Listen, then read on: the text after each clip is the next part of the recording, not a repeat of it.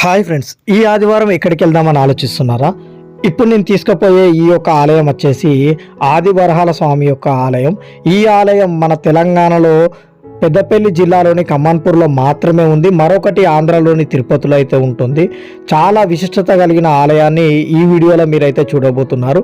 ఎదురుగా మీరు ఆలయం లోపలికి వస్తే ఇక్కడ నాగమ్మ తల్లి విగ్రహం అయితే కనిపిస్తుంది. ఇక్కడ అభిషేకం చేసిన తర్వాత లెఫ్ట్ సైడ్లో మీకు ఇక్కడ ముడుపులు కనిపిస్తున్నాయి చూడండి. ఇక్కడ భక్తులు కొత్త ఇల్లు కానీ జాబ్ కానీ ఇలాంటి ఏ కోరికలు ఉన్నా కూడా మొక్కి ఇక్కడైతే ముడుపులు అయితే కడతారు. ముడుపులు కట్టిన తర్వాత ఖచ్చితంగా అయితే ఇక్కడ కోరికలు నెరవేరుతాయని భక్తులు అంటున్నారు. ఇక్కడ కనిపిస్తున్న ఈ యొక్క అడుగులు చూస్తున్నారా? ఈ యొక్క రాతిపై ఉన్న అడుగులు వచ్చేసి ఆదివరహాల స్వామి వారి యొక్క అడుగులు.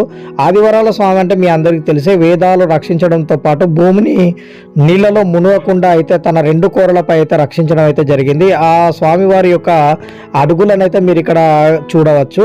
ఇక్కడ చూసిన తర్వాత కాస్త ముందుకెళ్తే మీకైతే ఎదురుగా ఒక షాప్ అనేది కనిపిస్తుంది, చూస్తున్నారు కదా. ఇందులో కొబ్బరికాయలు, అగరబస్తీలు, పాలు అయితే దొరుకుతాయి.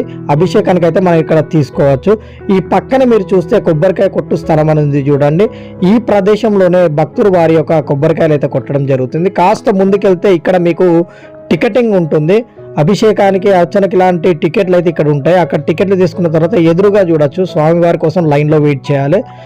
లోపలికి వెళ్ళిన తర్వాత స్వామివారు చిన్న ఎలక రూపంలో అయితే వెలిసి అంచెలంచెగా ఎదుగుతూ అయితే ఉన్నాడు. స్వామివారు ప్రతి సంవత్సరం అయితే పెరుగుతాడు, మీరు చూడొచ్చు. అభిషేకం చేయించిన తర్వాత బయటకు వచ్చిన తర్వాత ఇక్కడ మీరు ప్రసాదం మరియు పులిహోర ప్యాకెట్లకు అయితే టికెట్ తీసుకొని కొనుక్కోవచ్చు. ఇక్కడ చూస్తున్నారు కదా, భక్తులు చుట్టూ తిరుగుతున్నారు. ఇక్కడ ఎదురుగా అయితే స్థల పురాణం ఉంది. ఇక్కడికి వచ్చిన వాళ్ళు తప్పకుండా అయితే స్థల పురాణాన్ని కూడా ఒకసారి చదవండి, మీకు తెలుస్తుంది.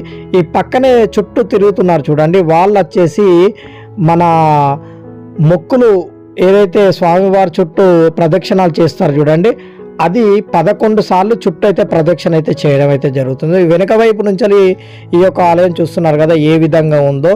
గోపురం ఏది కూడా కట్టద్దని భక్తుల కళలో అయితే చెప్పడంతో ఎవరు కూడా కట్టలేదు.